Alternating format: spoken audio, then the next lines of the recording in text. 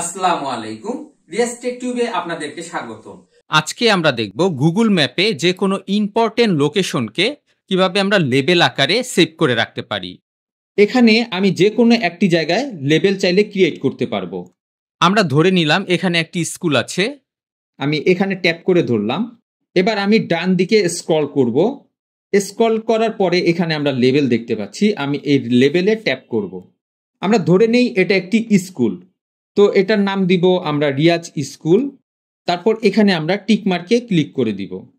আমরা দেখতে পাচ্ছি রিয়াজ স্কুল নামে এখানে একটি মার্ক হয়ে গেছে। এবার এখানে যদি আমরা একটু বাহিরে ট্যাপ করি, এখানে আমরা দেখতে পাচ্ছি রিয়াজ স্কুল নামে একটি লেবেল তৈরি হয়ে গেছে এবং এই লেবেলটি ধরে আমরা যে কোনো সময় এই এরিয়ায় চলে আসতে পারবো। এর জন্য আমরা এখানে সেভ দেখতে পাচ্ছি, আমরা সেভে ক্লিক করব।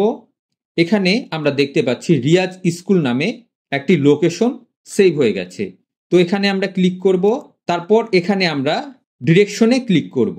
আমি এখন এই মুহূর্তে যেই জায়গায় আছি সেখান থেকে রিয়াজ স্কুল কতটুকু দূরে তা এখান থেকে আমরা দেখতে পাচ্ছি।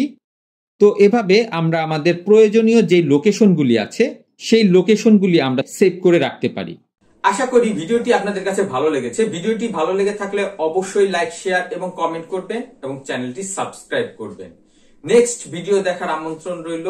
আজ এ পর্যন্তই। খোদা হাফেজ।